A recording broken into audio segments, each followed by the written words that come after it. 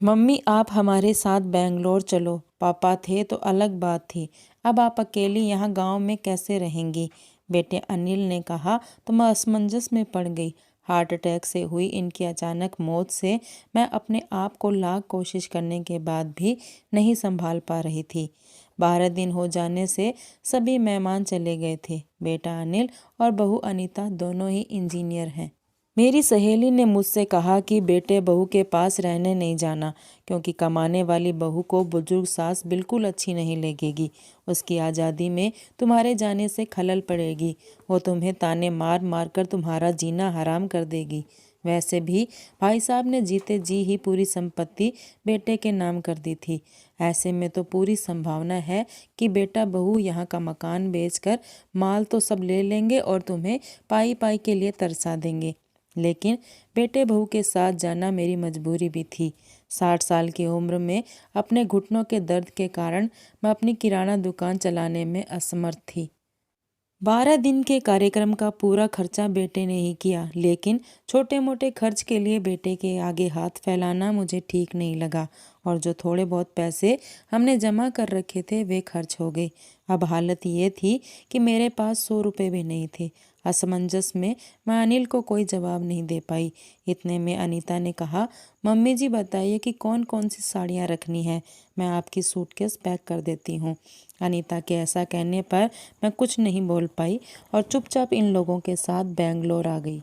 अनिल और अनीता दोनों ही मेरा पूरा पूरा ख्याल रखते, सभी साथ में ही खाना खाते। अनीता मेरी पसंद के हिसाब से खाना बना देती। दोनों की यही कोशिश रहती कि मुझे इनकी याद न सताए, मैं खुश रहूं।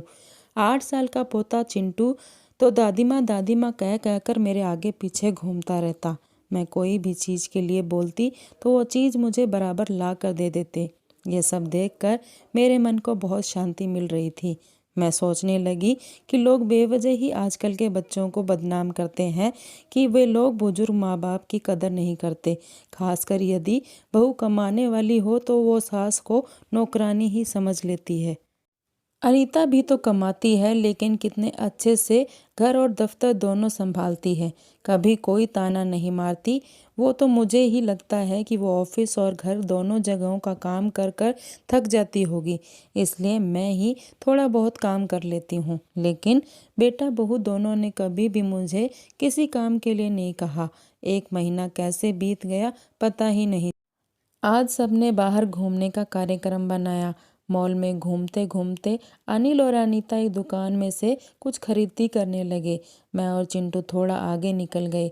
आइसक्रीम की दुकान पर चिंटू ने कहा, दादी माँ मुझे आइसक्रीम खानी है।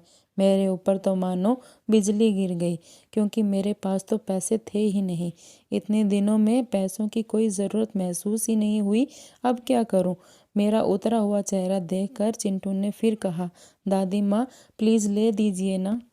सॉरी बेटा, मैं अपना पर्स घर में ही भूल गई। मेरा ऐसे कहने पर चिंटू ने मेरी तरफ कुछ अजीब नज़रों से देखा। उसे लगा कि आइसक्रीम ना दिलानी पड़े इसलिए मैं बहाना मार रही हूँ, लेकिन मैं कर भी क्या सकती थी। मुझे अपनी बेबसी पर रोना आने लगा। मैं कैसी दादी हूँ कि अपने पोते को आइसक्रीम भी नहीं दिला सकती। इनके जाने के बाद पहली बार मैं अपने आप को बहुत ही असहाय महसूस कर रही थी। हमने बाहर डिनर किया। अनीता ने मेरी पसंद की काजू करी ऑर्डर भी की, लेकिन मुझे उसमें भी स्वाद नहीं आ रहा था।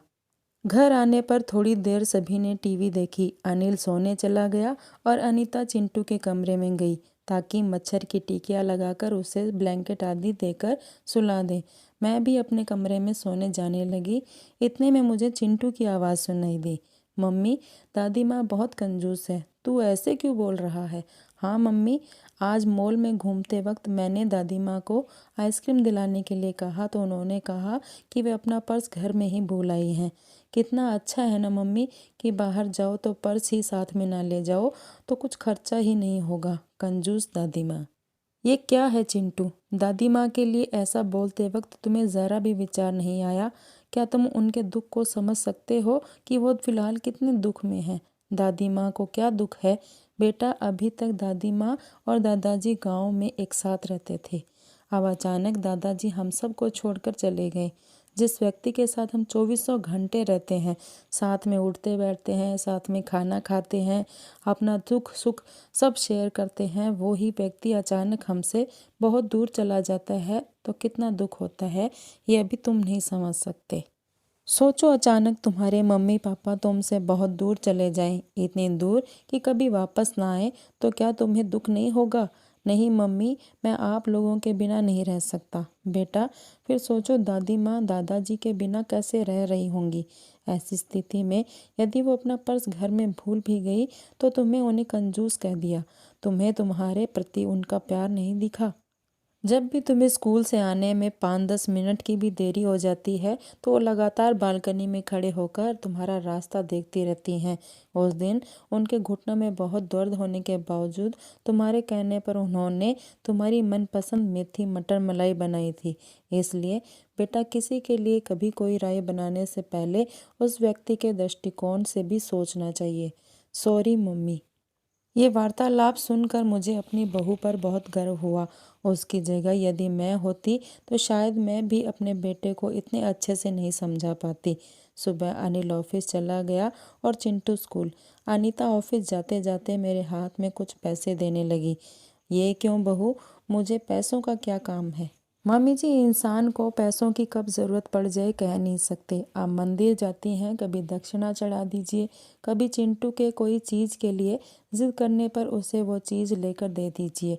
लेकिन बहू, माँ जी, यदि यह पैसे अनिल आपको देते तो आप क्या मना करती?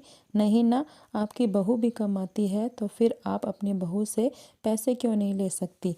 अनीता की बातें सुनकर खुशी के मारे मेरी आंखों में पानी आ गया।